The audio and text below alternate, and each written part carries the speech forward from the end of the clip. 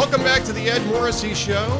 As always on Thursdays, joining us is Duane Patterson of the Hugh Hewitt Show, master of the universe, HUGHNIVERSE.com, the troll-free web surfing experience for Hugh Hewitt fans and listeners. And Duane, I was normally supposed to be on last night, but I gold-bricked. I was at church singing, man. Well, it is Easter week. Some people have to do that. No, it's perfectly fine. It's kind of a bizarre week anyway. I'm going to be gone for a while anyway because you're going to be filling in for us and kind of filling in for Hugh while we do a Paris listener cruise. So it's kind of getaway day for me tomorrow.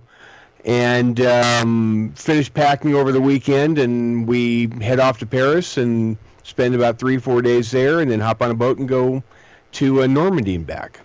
That's going to be a whole lot of fun. That's going to be a whole lot of fun. I'm going to be involved in that too because I will be co-hosting on a few of those days. Five of the 10 days, right? I'm co-hosting 5 of the 10 days. I think it's supposed to be you are 5 days. You are going to be you may be 6. It may be even 6. Better. I think what it's supposed to be is the first week we're there, which is the week of the 18th, Wednesday and Friday that week, we are supposed to broadcast from the hotel, and you're going to kind of fill in case something happens at the hotel and we can't seem to make this work. You're there to step in and fill the breach if necessary. And then the following week, we're actually going to be floating down the river on a boat, dealing with the ship's Wi-Fi and hopefully marrying that in with local French cell towers if I get a French SIM card with prepaid data. And if all that works and the magic machine kind of pools the resources and goes back and forth, it'll work. But my guess is Ed will be featured prominently for 4 days that week while we're afloat. Well, I'm looking forward to that. That'll be fun. And by the way, I have to pay my taxes tomorrow, so I could use the cash, man. Hey, there's always that too, isn't there? I can use it. Yeah, I know. I can use the scratch, man. I'm telling you right now. Well, except a person in your station now that does not have a mortgage payment. I'm not too sympathetic to the fact that you've got to pay taxes. Oh yeah. And in fact, I missed my mortgage payment this month. And last month, and the month before that. Yeah, and the fact that you're paying taxes based on Minnesota years still. You're not really paying Texas tax, right? You're paying Minnesota tax. Well, here's the nice thing. There is no Texas tax, which is one of the reasons why I'm in Texas. There's property tax. Well, I understand that. Which I did pay. But you have to pay tax on income last year you earned in Minnesota. Yes. Right? Yes. I did have to pay that. So then things get easier for you. It does get a little easier for me, although the Minnesota part wasn't the problem. It was the federal part that was the problem. Of course. But I'm just saying, a lot of scratch. I'm looking forward to the eventual payday when it goes through all of the Salem machinations to get onto the check. I will look forward to that little boost. I'm looking forward to being on the air. It should be a lot of fun. It'll be very challenging, but it'll be like what we did with the debates too. So we did something very similar with the debates, and Hugh and I had a blast with it. So I'm looking forward to that. And yeah, if you remember the debates, that was where Hugh would all of a sudden say, "Oop, gotta go TV. Take it away, Ed," and he just was gone. Yeah. Which was, we're going to have that only without the take it away, Ed, because by the time he gets to take it away, Ed, he's going to not be there. So right, what's going to happen is we're going to be in mid. That was and now we're going to come back with a little bit more from Hugh Hewitt and myself. What's going to happen. Yes, yeah, exactly. Yes. Yeah. So we may take breaks. I might just vamp. Not sure if we're going to be doing guests. Are guests on standby? We will be doing guests. We will be doing that kind of stuff. So I will make sure the boys get you a cut sheet and a run sheet, so you kind of are prepared like you are hosting, because it's like, in case of fire, break glass, and out pops Ed. I am the break glass. I am the break glass option. Kurt Schlichter will be the break furniture option. He'll be actually in the studio on the days when we know that he's not going to be able to do it. Correct. Like the first 2 days, Monday and Tuesday, we actually take off out of L.A. and have a direct flight to Paris.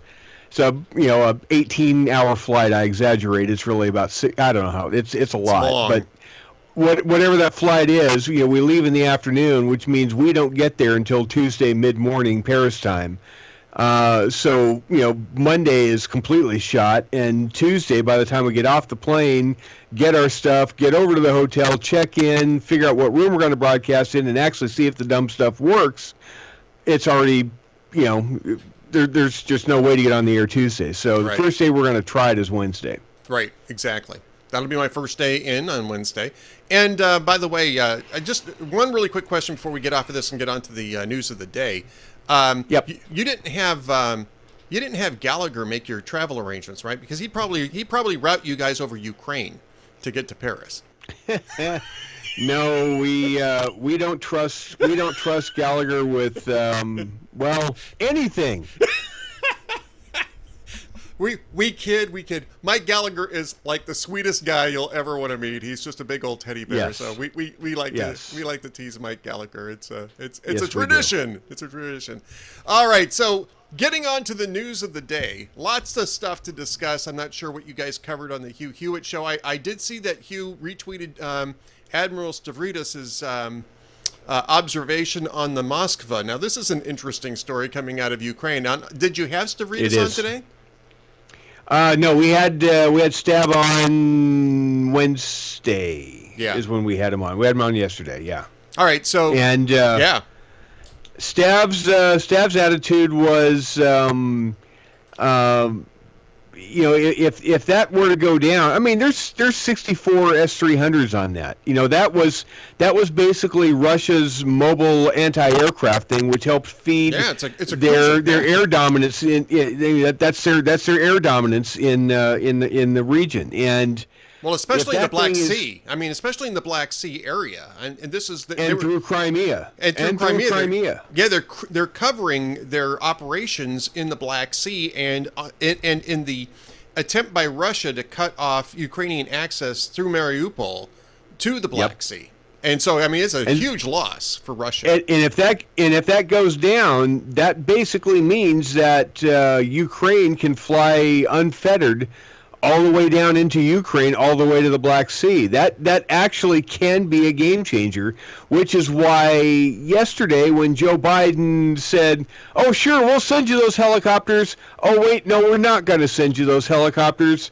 Well, okay, fine, I guess we'll give you the helicopters all in the matter of the same day. Yeah. It's maddening, Ed Morrissey, because we've got a chance to actually maybe put our thumb on the scale a little bit. If it's true that ship went Tango uniform and is now sitting at the bottom of the Black Sea.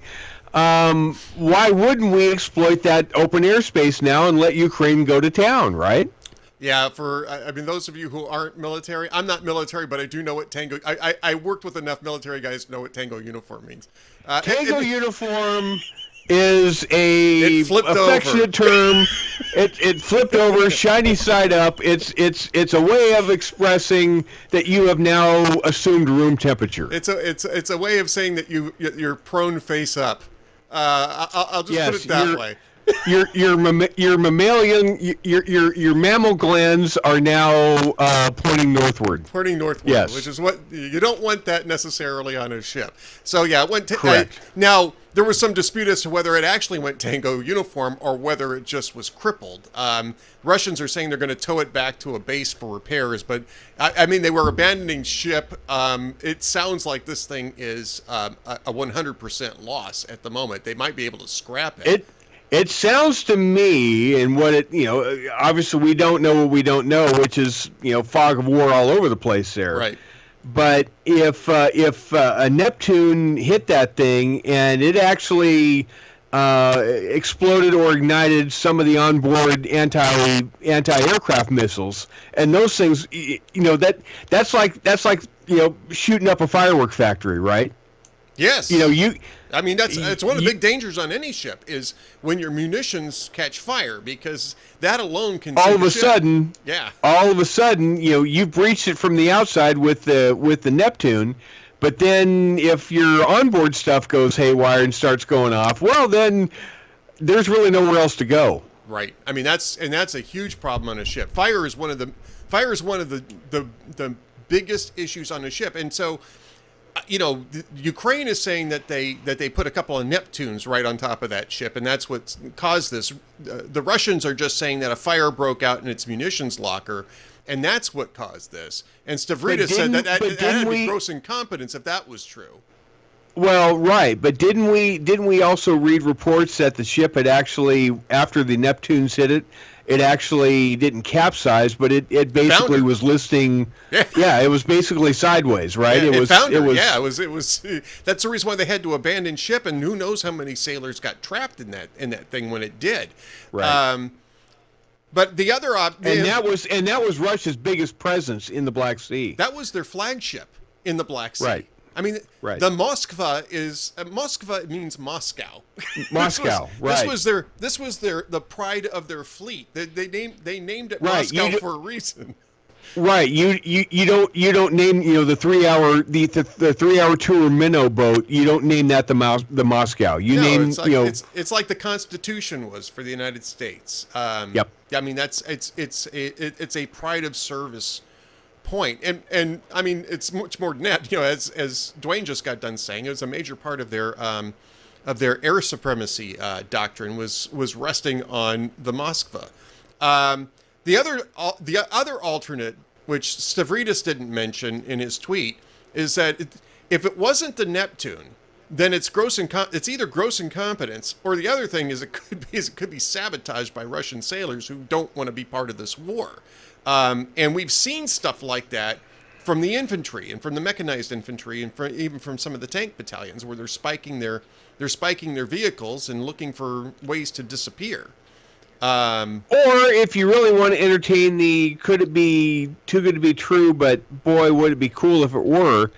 Yeah. Why can't it be a combination of both? Why can't it have been hit by the Neptunes and then complicated by incompetence on board? So yes, I mean I think that it could be both, right? It could be very well both, that that there was a strike on on the ship, and that the sailors weren't terribly motivated, let's say. Well, motivated, but again, at this stage of the game, the combat readiness of Russia was already shown to be kind of wanting to begin with, and the more time went on, they were, Russia, they were trying to grab conscripts for the army. Right. At some point, they're going to run out of resources. They're going to run out of weaponry, and they're going to run out of willing people to fight. Right. Exactly. And I think we're seeing those. I think we're seeing those dynamics already coming into play. And so, yeah, that's. Well, that's what's going on in Ukraine. Well, so just the quick exit question on that. If it pans out to be true that Russia lost their highlight ship in the region, their main focal point in the region, what's their response? What does Putin do in response to that? Does he have to up his game? Does he go to a different level, or is that something where he just says back to the drawing board and sends another boat? I think he goes back to the drawing board and sends another boat. I mean, I don't see how he manages to escalate that, because then it would require him acknowledging that the Russian Navy just got beat for the second time. Because don't forget, they sunk the Orsk about 3 weeks ago in Berdyansk. Yeah. Yeah. And so, I think that they don't want to necessarily. I don't think that Putin really wants to get into the fact that he's picked a fight with somebody he can't beat, and didn't know that he couldn't beat them. Which brings us, by the way, before we even get off of this topic, which brings us to the subject of Finland and Sweden. Finland yesterday came out and said, you know what? This whole idea of Russian engagement enhancing our security, well, we're past that now, and we're ready to welcome NATO again. Didn't Finland just basically announce that in their version of Congress they are going to actually formally debate whether it's time that we're going to join NATO? Well, not only are they going to do that, but I mean the government issued a white paper saying that that their decades-long policy of economic engagement with Russia turned out to be completely worthless, and that the only way that they're going to be able to enhance their security is through collective security in Europe, and that means NATO. And if Finland comes into NATO, Sweden will be a hot second behind. Sweden was at the same press conference saying the exact same thing. That's what I'm saying. It's going to be a race to see who actually signs the doc first. Oh, I think it's going to be Finland. I think it's going to be Finland. I think it's going to be Finland too. But before the ink's dry, Sweden's going to be right behind them. Well, yeah, because they are allied together anyway, so they generally act in concert with these things. And these guys they've been aligned with NATO all along. They do joint exercises with NATO. I mean, this is right. They just haven't been paying up. Well, now they're going to pay up. No, they haven't been part of the Article 5. The difference is now they're going to be part of Article 5, and probably even before they sign the thing, they're going to be part of Article 5. Correct. Because Putin's already threatening that this is going to have military and other military political consequences, which means that as soon as Finland says we're applying, NATO is going to say our Article 5 applies to you immediately through the application process, because it's the only way that works. And again, when all that happens, for all of the folly that has fallen on Russia and Putin with this ridiculous aggression that he started. One of the goals that he said, one of his stated premises early on was, it's an existential move for us. We can't afford to have a NATO country on our borders. We can't afford to have an expansion of NATO. The last thing in the world that he wants is an expansion of NATO. And what's he going to get? Massive expansion. A massive expansion of NATO. It's an 850-mile border that Finland shares with Russia. Right. And St. Petersburg is already about 100 miles from NATO troops thanks to the Baltic states. But it's a lot easier to get to St. Petersburg from Finland than it is from the Baltics. Correct. Plus, and this is the big one, it puts NATO a lot harder ground to defend. Forces. Well, it's a lot harder to defend, but it potentially puts NATO ground forces within 150 miles of Murmansk, which is their big naval base. I believe it's their big naval submarine corps base. Murmansk is, and that's something that they've never had to deal with. NATO has never been anywhere near Murmansk, and all of a sudden you may end up with NATO armored forces just a couple hours drive away from Murmansk. This is a disaster. Right. It's a political military disaster for Russia. So what you've got now is, when all this happens, if those two countries join NATO, you're going to have all the military brass that's left and all the politicos in Russia that haven't been disappeared by Putin. They're going to go back to Putin like he's Captain Tupolev in Hunt for Red October. You arrogant ass, you've killed us. Honestly, it's a great analogy, right? I mean, this is exactly the correct cinematic analogy. This is a guy who shot a torpedo with the safeties off and is coming back right in his face. This may be the worst military political backfire since the Molotov-Ribbentrop Pact of 1939. And close behind that is the Winter War that the Soviets tried to wage on Finland shortly thereafter. How much land have we taken today? Just enough to bury our dead. Yes.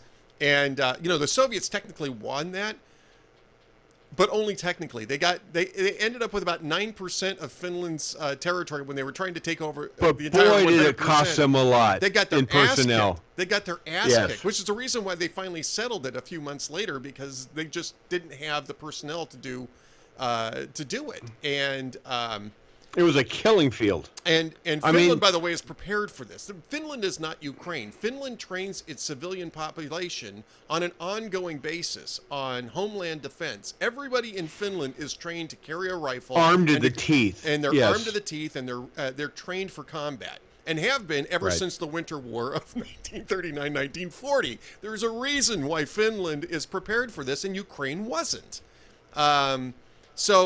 Putin's saying that there's going to be military consequences for Finland. That's just gas. There's no. That's bluster. He doesn't have units he can send up there now. He just doesn't have units he can send up there. No. He's. I mean, that's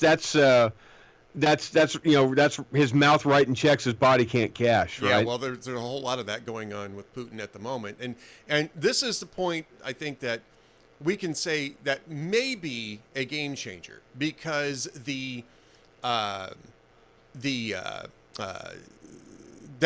that move, he can't cover up that move. And it's going to be very clear in Russia that he's the guy who precipitated it. And that is a consequence that will last for decades. Decades. Right. And what's going to happen on the short term is, now that you don't have to worry about a bunch of anti-air assets from the south, S-300s and whatever else, you're going to now see a more concerted effort by Ukraine to go back and take back Donbass. And if they need to relieve Mariupol before they do that, and that's tricky. I understand, but they are in the short to medium term, Ukraine is going to do a counteroffensive to try to take back Donbass, and if they do, then Russia is in full-fledged retreat. Crimea is isolated too, and it's just a matter of time before they get pushed off the peninsula. Don't forget that the Tatars in Crimea are not happy with Russia being there. Right, Russia actually may come out of this not only not getting Donbass that they wanted, but they may lose Crimea back to Ukraine in the process. Yeah, it very well may turn out that way. So I mean, it's not a done deal. There's a lot of fighting left to be done, and Putin isn't going to stop fighting. But I have a sneaking suspicion that Putin is going to catch one of those famous Politburo colds if Finland and Sweden join NATO. We're just not going to. Right. One day we're going to wake up and there's going to be somebody new saying, you know what? We can't find Vladimir. I'm now in charge. And we'd like to go back to status quo ante. Yep. Yeah. I totally agree. That is a totally plausible scenario that you're going to have some guy come out like Hans Gruber saying, Mr. Takagi will not be able to join us for the rest of his life. For the rest of his life, right. All right, moving on. I got to talk to you about a story that just popped up this morning from the San Francisco Chronicle about your esteemed senior senator. I don't know if you guys caught this morning. Yes, in fact, we talked to somebody that is highly likely to run against Dianne Feinstein and be the successor to that seat, and that is Silicon Valley's own Ro Khanna. He is, amongst California politics, among the most likely to run as a Democrat and succeed Dianne Feinstein, and apparently that time is going to be coming sooner rather than later. Because it may not take an election. And it may not take an election. It may be an appointee thing, and then running to fill out the rest of the term. But apparently Dianne Feinstein is getting to the point where she's introducing people to the furniture. She's not all there, and that's the thing about the Democratic Party leadership right now. You've got Nancy Pelosi at 80 years old, and she's, sometimes she's with it. There's a lot of times she's kind of as dotty as you please. You've got Chuck Schumer is no spring chicken. He's well into his 70s. Joe Biden is 78 years old. I mean, well, I think Biden is probably the better argument here, because Pelosi, her nuttiness has been part of her composition for many, many years, and it's not really age-related. I understand that, but if you actually study and you play cuts from week to week, month to month, all of a sudden Nancy Pelosi will go off somewhere, and you're looking at each other in the press room going, is she okay? She's getting a little loopier the older she gets. She's not going to be there for much longer anyway. She'll run for election. She'll win the seat, and then she'll resign when she's not speaker in the next session. So Nancy Pelosi's gone in 8 or 9 months. Nancy Pelosi's gone in 8 or 9 months, regardless of this. But yeah, Feinstein. I mean, you've got old guys on the Republican side too, but Grassley's all there. I mean, Grassley is still fit and active. He's sharp. Mitch McConnell is older than Joe Biden is, but Mitch McConnell is in full command of what's going on in the Senate. Yeah, he's not lost a step at all. He hasn't lost a step at all. And you may not like his tactics. You may not like the drawl. You may not like how he presents. I'm in Texas, man. Well, I understand that, but I'm saying he's obviously got his critics on the right for not going. Trump doesn't like him. There's a lot of MAGA people that don't like him because he's too cagey. He's not rah-rah MAGA enough. Right. I'll tell you, as far as tactics and strategy, McConnell is a brilliant guy, and he hasn't lost a beat on to people. He's right on the ball, and he's older than Biden is. Yeah. Biden is. Everybody knows by looking at Joe. I mean, Quinnipiac's poll yesterday. He's at 33%. Yeah. Yeah. I mean, yeah. There's a whole confidence crisis issue going on with Joe Biden, no doubt about it. Where is the floor for Joe Biden? He's at 20. What was it? He's at 26% with indies. Yeah. He's at 21% with millennials, 21 to 34. Mm-hmm. He's at 26% with Hispanics. 26. Do you remember the 2012 election of between Mitt Romney and Barack Obama? Do you remember what Mitt Romney got as far as the Hispanic vote? Was it 34%? No, it was like 71-26. Oh, so Romney got 26%. Okay. 26% of the vote. It's now, according to Quinnipiac, and I understand this is polling rather than actually going and pulling the lever, but Joe Biden right now has an approval amongst Hispanics of 26%. That's what, 80% underwater? Yeah. Compared to just 10 years ago? Yeah. Yeah. I mean, that's disastrous for Democratic politics. Yeah, even if they don't come out and vote for the Republicans, if they're not turning out and voting for Democrats, it's an absolute disaster. And the reason why, by the way, is because of all the nonsense all the woke nonsense. Hispanics are completely turned off by this, and people have been trying to explain this to them. The Latinx crap, the all of this stuff about how parents should be Roman engaged in Catholics education. by and large. They don't like a lot of this stuff. Well, we don't have enough time left on this podcast to talk about the Catholic vote, but I'd be happy to have a conversation with you about it when we do. No, but what I'm saying is a large majority of the Hispanics in this country are pro-family. Well, they're Catholics or evangelicals. They're either Catholics or evangelicals. Neither one of which tend to like those They don't like this stuff. Yeah. They just don't like it. Yeah. And so it's disastrous for Democrats right now. And by the way, part of the reason for this is simply a matter of incentives. The woke, all this woke stuff has been calculated to one particular demographic, black voters, and largely at the expense of Hispanic voters inside cities that have high crime rates now, that have high cost of living now, and Democrats aren't speaking to those issues.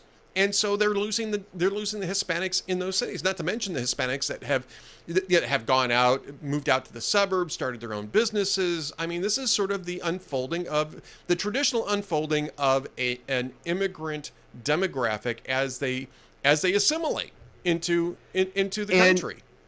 And that number, that Quinnipiac number, is based off of surveys conducted through last week, right? Right. Yep. Okay, so what happened this week? We have two pieces of data in a 1-2 punch back to back. The CPI number and the PPI number, right? Yeah. And so now, what did media talk about all day yesterday? Oh my God. Week. Look at the inflation.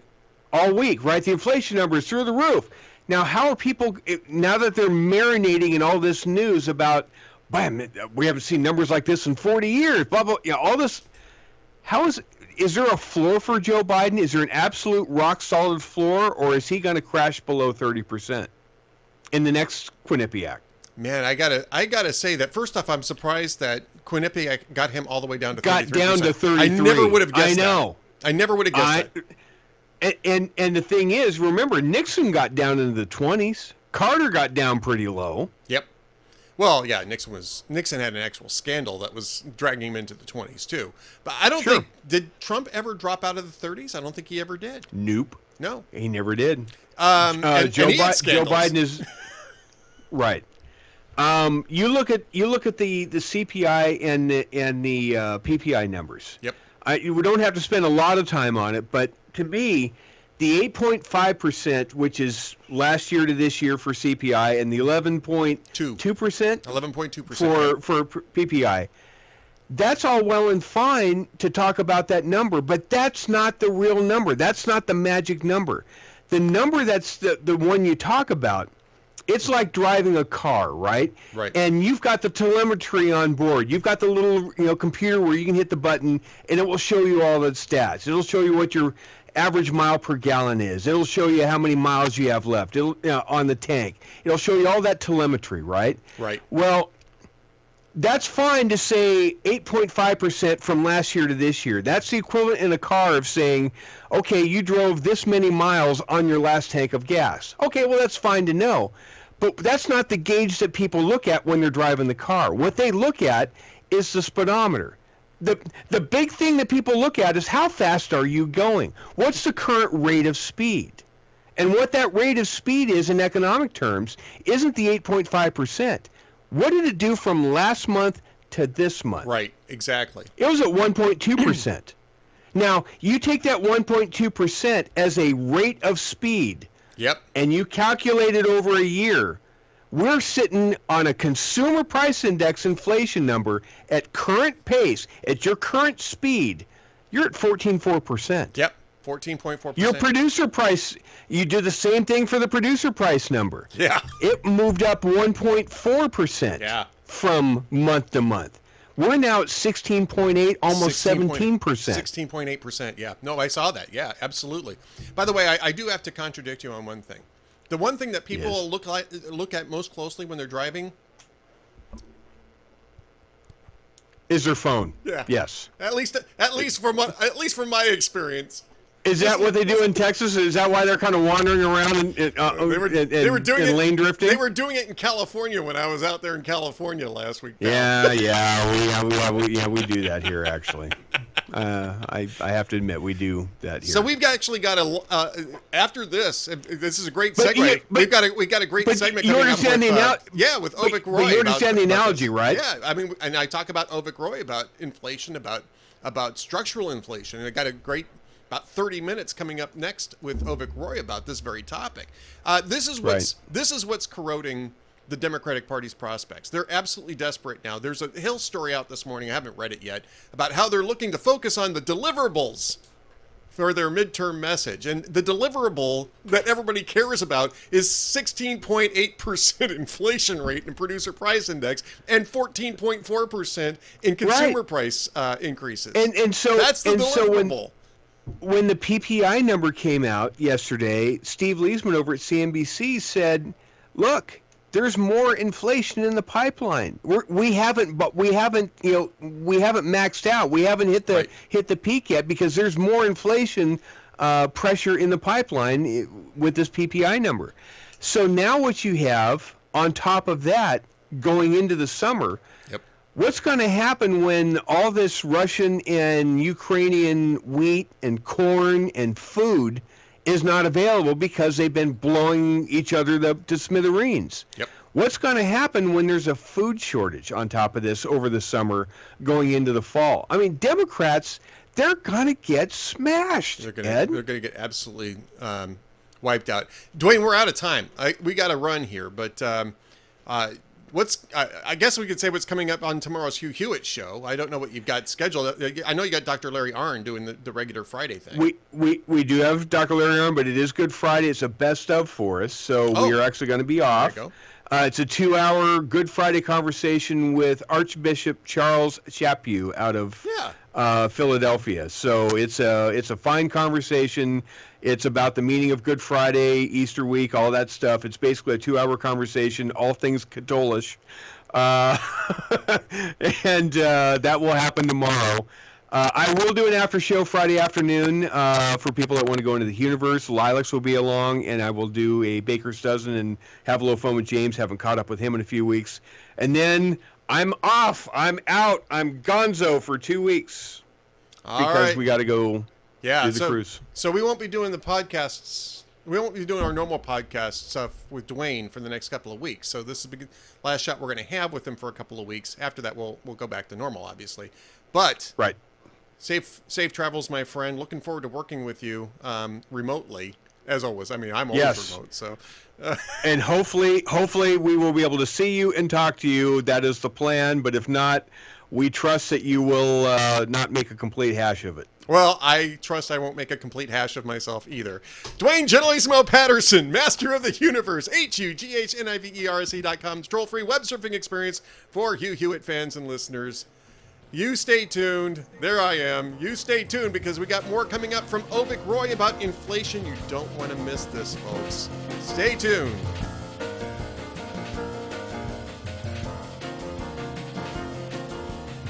Welcome back to the Ed Morrissey Show podcast edition. Joining me now, honored to introduce Avik Roy from FreeOp.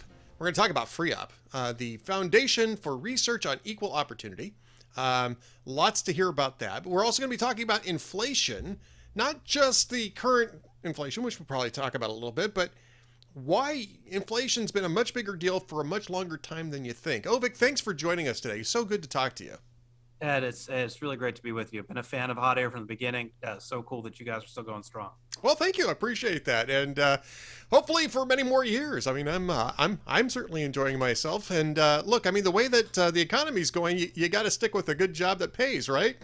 Hey, yeah, I mean, or someone like me, I have multiple jobs, so you got to work double to keep up with the inflation. Well, I mean, let's talk a little bit about that because I think that that's actually.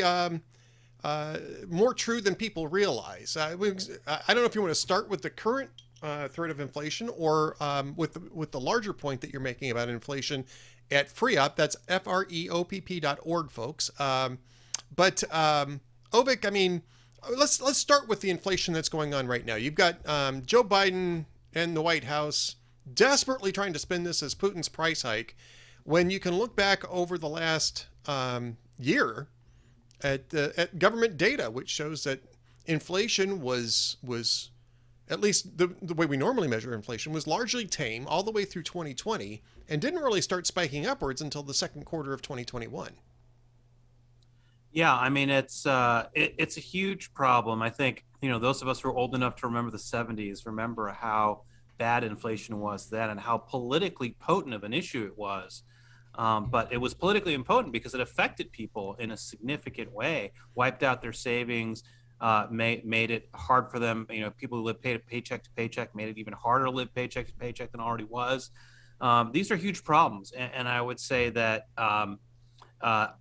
before we get to the bigger historical piece of this conversation, it's important to say that what we're going through is really bad. This is the highest rate of inflation in 40 years. And we also have to remember that we often use the term inflation synonymously with an official government statistic called the Consumer Price Index for All Urban Consumers, or CPIU, which is a measure of inflation, but there are many other definitions or measures of inflation as well. And so it's important to understand that this official government measure of inflation, this is the thing I talk about in our premier Substack post. We launched a Substack newsletter today at substack.freeop.org.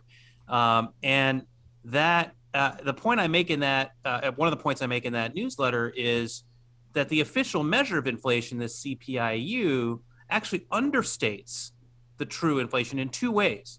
First, it's meant to be what the average consumer buys in a given month, say. Groceries and your phone bill and your heating bill and your rent or your mortgage, things like that. Now, what if you're not the average consumer? What if you make less than the average consumer? Or what if you live in a part of the country where the cost of living is higher than it is for the average consumer? Like, there are lots of reasons why you might not be part of the average, right? You might be below average in both your income and above average in your cost of living, your consumer spending. And so think about this. Like if the average is as bad as 8.5%, think of it what it could be for like someone who's who's making $30,000 or $40,000 a year, below average. The average household income is 63,000 or 65,000, something like that. So what if you're making 50,000 or 40,000? You're worse off because the groceries still cost the same, whether you're making 40,000 or 50,000. It's just a bigger share of your income, a bigger share of your pocketbook. So that's a problem. So inflation is very regressive because it disproportionately harms lower income people. If you're wealthy, your home prices have gone up. So you think you're rich. Oh, my, like here in Austin, where I live, my home price has doubled, on paper. Obviously, I'm not selling the house, but the point is, like, in theory, I'm richer because my home price has doubled. And so the cost of living piece of it is, while it's not great, it's at least compensated for by how much I'm making because my home price is doubled. But what if you don't own your home?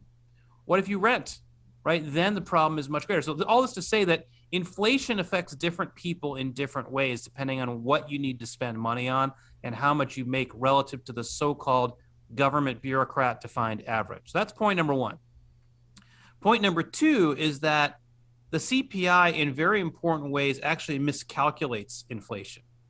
And so, you might think you might have the impression that what the government does is when it produces this inflation index, it's looking at all the prices of all the goods at all the grocery stores and gas stations all around the country and vacuuming up all that data and spitting out an average price. Now, that's not what they do. Because the inflation index was built a long time ago when there wasn't that level of technology. So what they do instead is they send out surveys. So, for example, on housing, to estimate how much rent is going up, they do a survey of landowners or landlords and say, if you had to rent your home today, how much do you think you could get for it? Not do you rent your home and what are you renting it for, but if you were to rent your home, it's called the owner's equivalent rent, which, as you can imagine, is totally imprecise because for the majority of us who don't have experience renting out our home, we have no idea what we were supposed to be charging for renting out our home. So that's what they use to measure housing inflation, as opposed to the objective data on Zillow or 100 other websites that looks at actual home price sales, right? And if you look at that, the price of the median home in America has gone up 20% in the last 12 months. But according to the surveys that the government does, it's only gone up 5%. And inflation, the CPI index, a third of it is supposed to be housing costs because housing is the biggest expense for most of us. So all that to say that if you take a third of that index and you say that it's only growing at 5% when it's actually growing at 20%, that's a big difference. And so the math ends up being 5%. So basically, the official number is 8.5%. That's what we're told inflation was in March. Right. But if you actually look at it, it was probably more like 13.5%. By the way, I just want to mention while you're talking about Austin that I've moved to Texas, so welcome. We are not that far. We are not that far apart. I won't say specifically where I'm at, but I'll just say that we're not that far apart. Okay. Well, we'll have to get together for lunch sometime. I am looking forward to that. I was just about to say that we will find a way to meet someplace and hang out for a little bit. That would be a lot of fun. I moved here last summer, so I am. Great.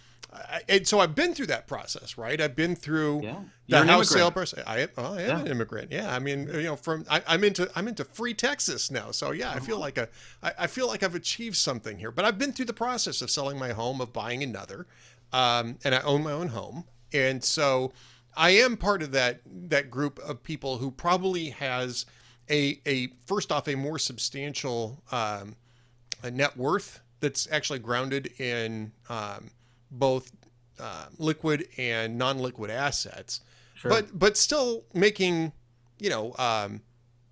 middle class income and which is not keeping up with the price with other prices that are going up.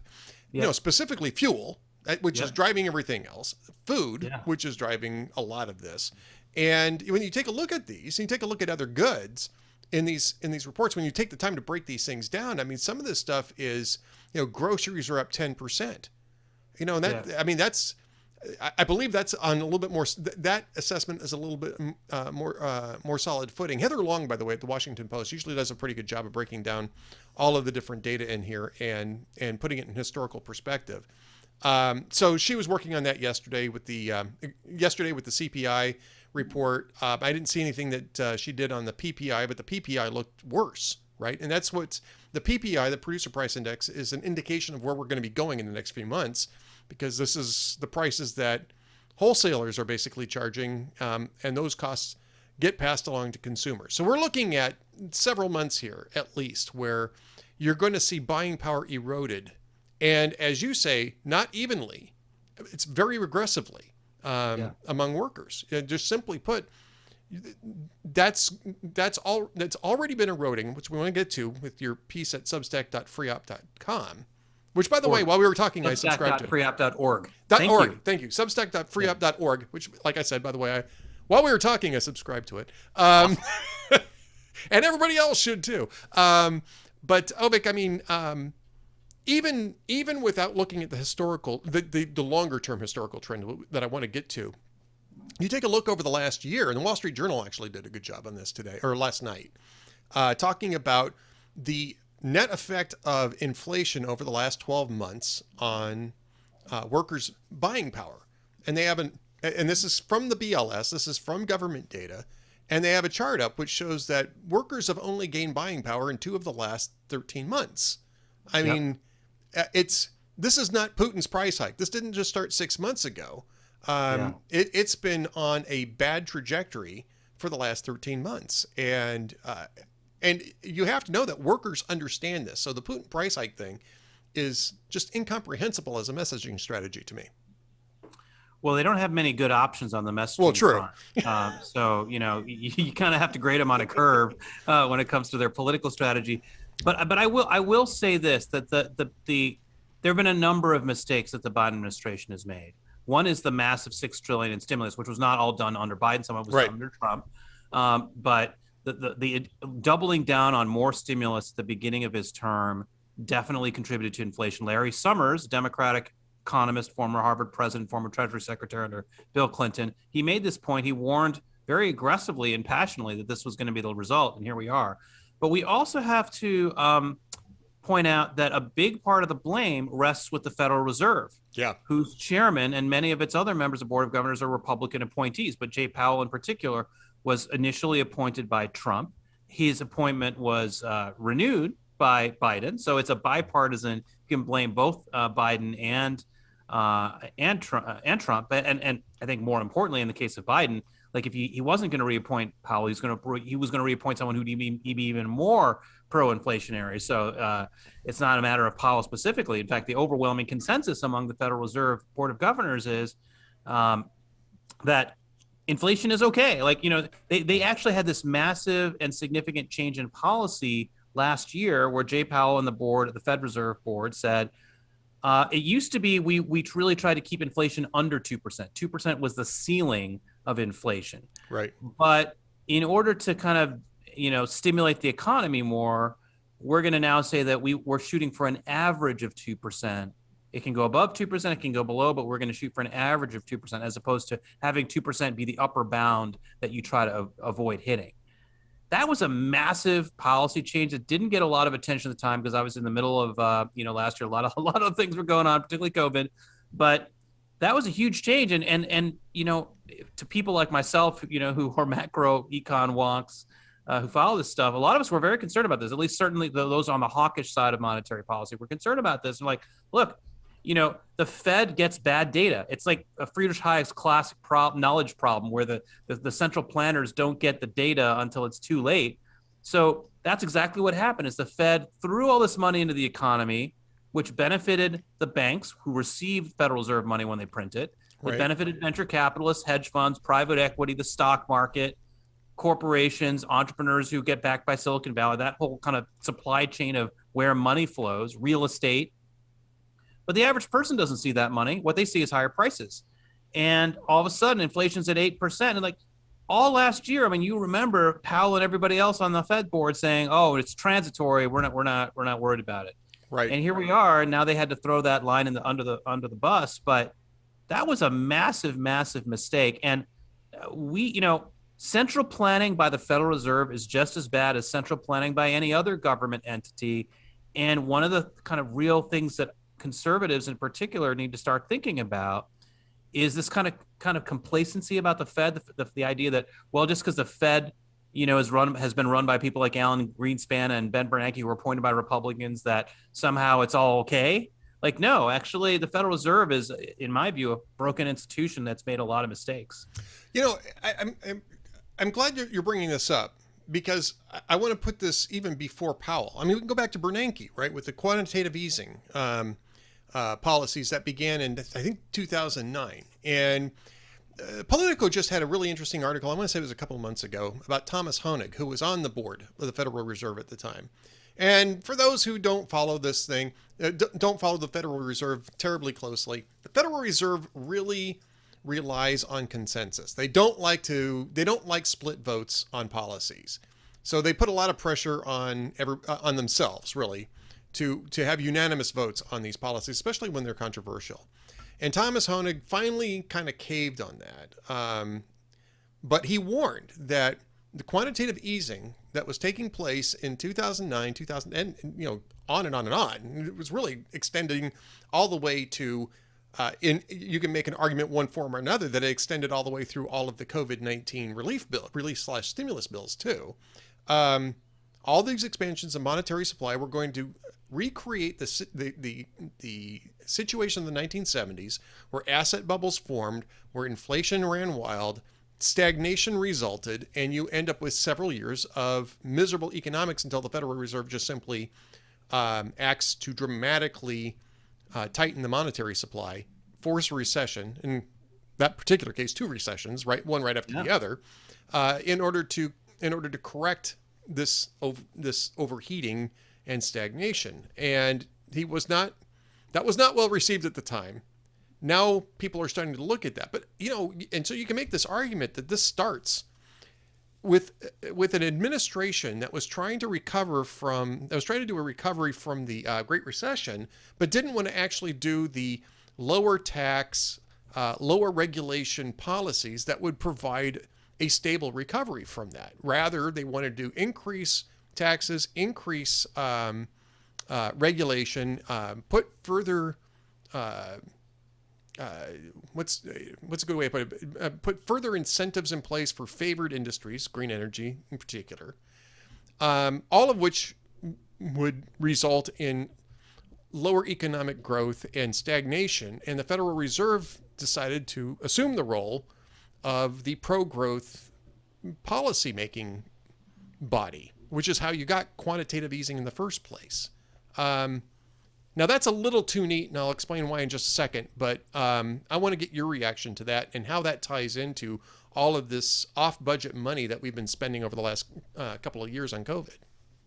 Well, one thing I would do is I'd recommend 2 things in terms of reading material for your audience. One is that Politico article you're mentioning is actually an excerpt from a great new book that just came out called The Lords of Easy Money by a financial journalist named Christopher Leonard, which I encourage everyone on their show to read. It's a very well-written, clear explanation of the financial history of the last 15 years, basically since the financial crisis, and just the points that you were making, how there were these dissenters who knew that the Fed was going on this really misguided path of blasting a lot of money into the economy, printing it out of thin air, which if you double the number of dollars in the economy stays the same size, then each of those dollars is worth half of what it was before, to oversimplify. Right.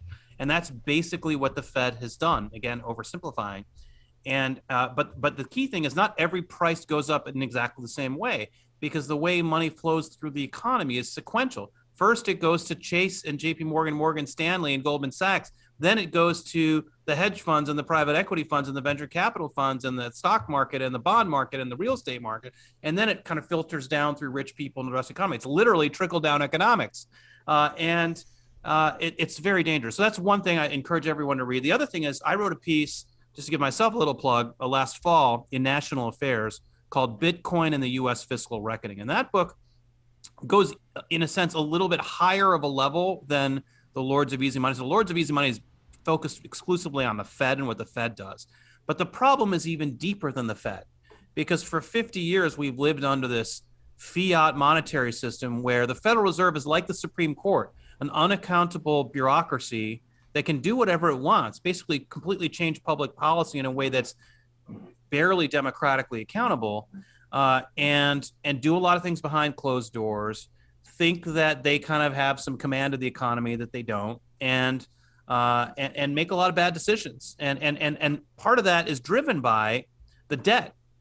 So the reason why the Federal Reserve has to print all this money is because the reason we went to the system in the first place in 1971, when Nixon left the gold standard, broke the Bretton Woods agreement that emerged out of World War II, was because we were running deficits, budget deficits and trade deficits that meant we were running out of gold. So when West Germany built up all this economic strength and had all this, they were selling all these Mercedes and BMWs to Americans, and they were getting dollars in exchange.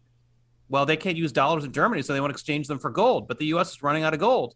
So basically, U.S. had two choices. They could, devalue the dollar, or basically, what they did end up doing was stopping European countries from exchanging their dollars for gold, which is effectively devaluing the dollar. So we left the gold standard. The dollar collapsed relative to the value of gold. Before 1971, the price of gold was fixed to 1/35 of a troy ounce of gold. Within 10 years, it was 1/700th of an ounce of gold. So it had gone down by like 90+%. And inflation was rampant during the 70s, as everyone knows. And it's coming back, right? And so the point is that the deficit and the debt, how do we borrow money? This is really important that people understand. Yeah. So when we borrow money, we have this debt that keeps going up every year. It's now 30 trillion, right? We borrow money by issuing these things called treasury bonds, which are basically a fraction of the debt. When you buy a treasury bond from the government, you're basically lending the government the value of that bond. So let's say you buy a $100 treasury bond, you're lending $100 to the government with the hopes that they pay you back in 2, 5, or 10 years or 30 years. Now, what happens if you think America's broke and you don't want to lend it the money? You don't buy the bond. In a market, if you don't buy things, the price of those things goes down. Right. Which means the interest rate goes up in the case of the way bonds work. And so people know that we're broke. Foreign governments, banks, institutions are buying fewer treasury bonds relative to the amount we're issuing. In a totally free market, that would mean that interest rates would rise. But the Fed doesn't want interest rates to rise. So what do? They buy up all the extra treasury bonds to keep interest rates low. It's kind of like, if you run up a credit card bill, and instead of paying off your credit card bill, you get another credit card to pay off the first bill and hope that buys you enough time to pay it before you have to pay off the second one. That's basically what the Federal Reserve has done. They're basically buying up all this debt, printing new dollars out of thin air to buy this debt and hope that nobody notices. And the fact is people are noticing, and it's super dangerous. And this is, not just the last 50 years, the next 50 years are going to be dangerous for our country, because people have been wondering, people like us who complain about the federal debt's like, federal debt's bad. And everyone's like, well, what's the big deal? The party's going on. The economy's going well. Well, now we're starting to see the cracks in the edifice. And I really worry that our children and our grandchildren are going to grow up in a country where we're going to be nostalgic for the golden age of 2022. Yeah. Inflation and all, right? They're going to be nostalgic for this level of inflation. And this gets me to the point that you were making on substack.freeop.org.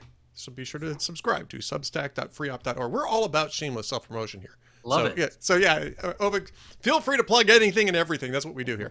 But I mean, it was on Twitter, actually. You had posted this on Twitter, which was the dilution of the buying power of the dollar, not just over the last 13 months, which is very evident, not just over the last 15 years, but really over the last 50 years.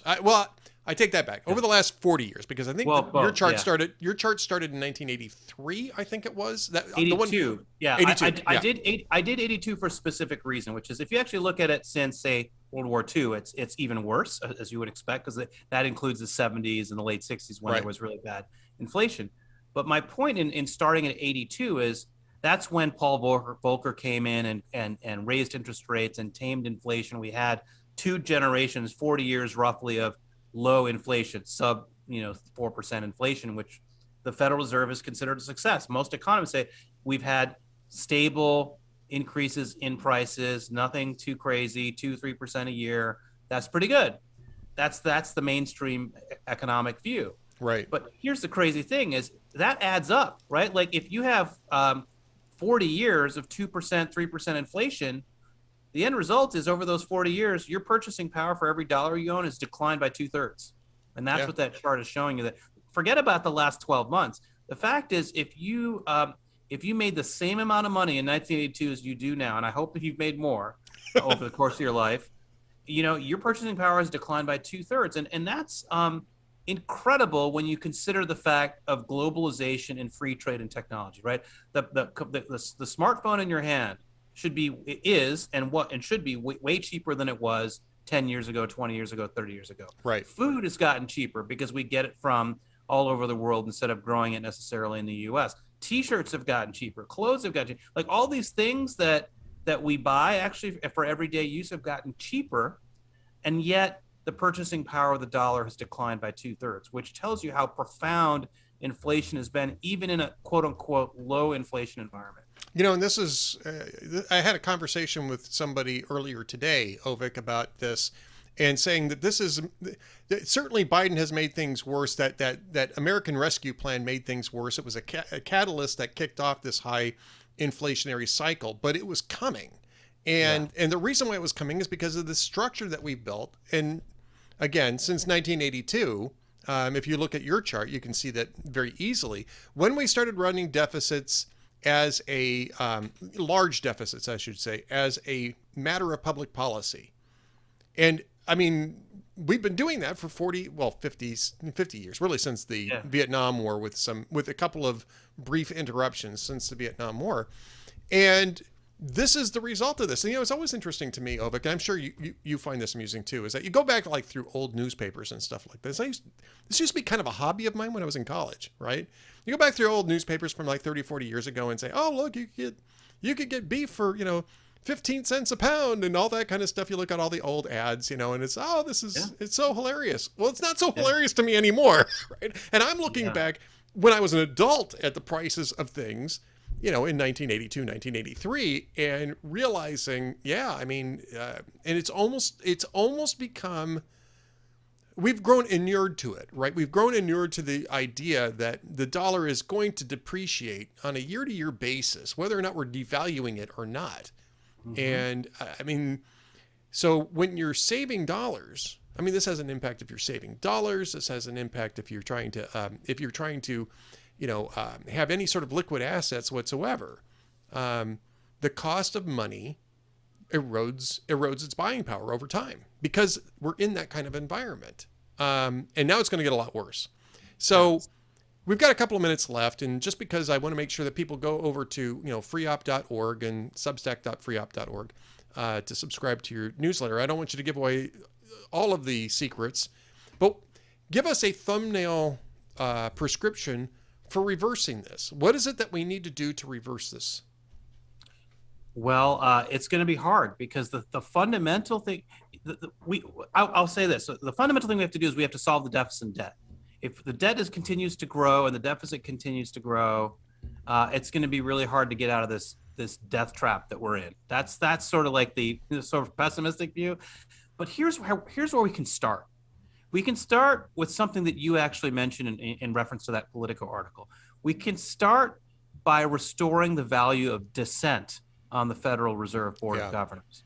Like, that's something in the Supreme Court we do accept, right? That there is a prominent role for dissent in the Supreme Court, always has been.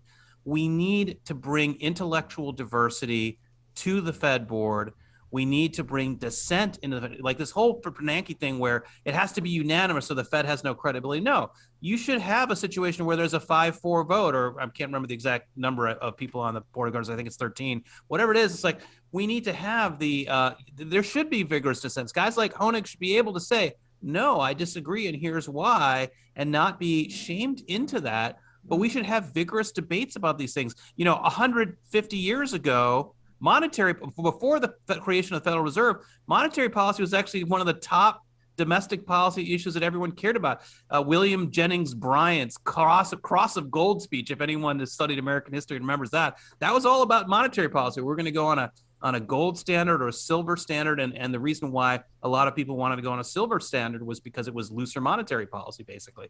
So a lot of this stuff, really, the definition of money back then was very well understood to be important.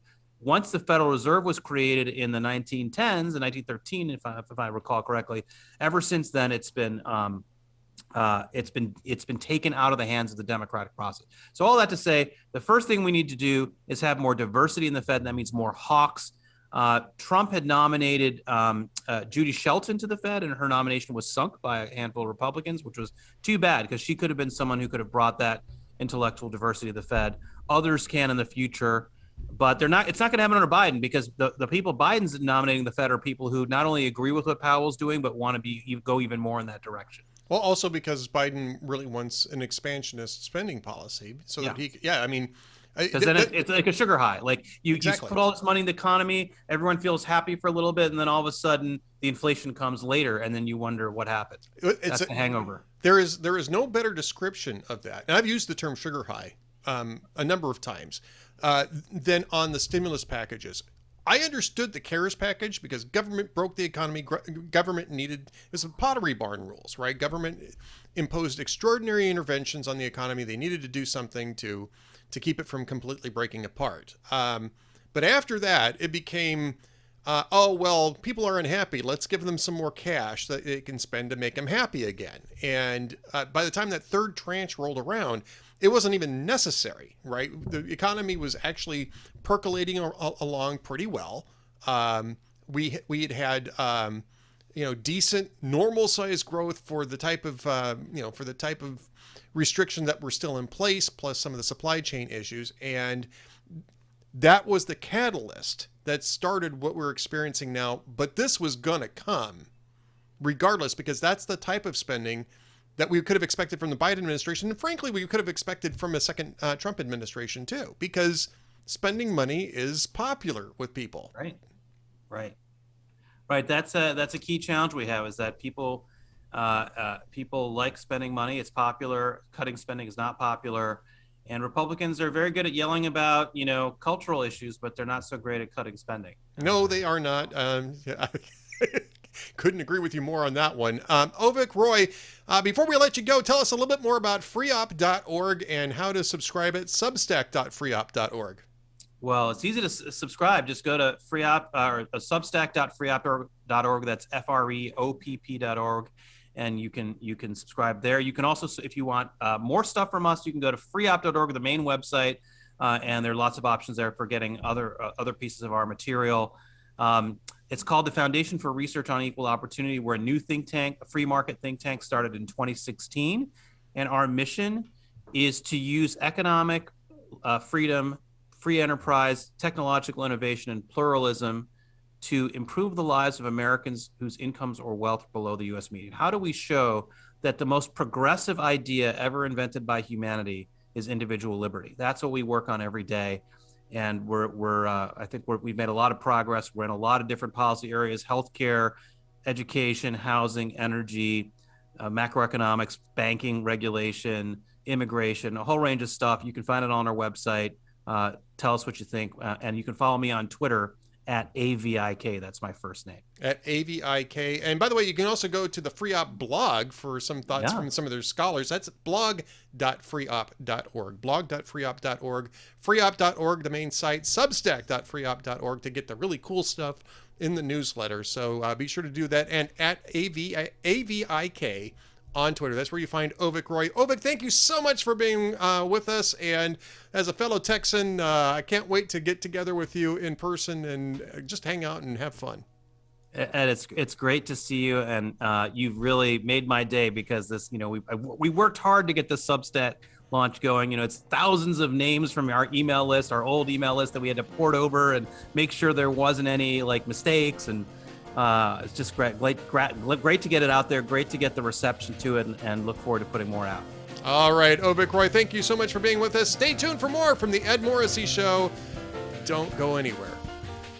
Thanks for watching the Ed Morrissey Show podcast edition. If you like what you've seen, be sure to subscribe at the channels that you watched on: YouTube, Spotify, Apple Podcasts. We love subscribers. More importantly, it lets everybody know that we're out there. So again, thank you for watching. Be sure to subscribe.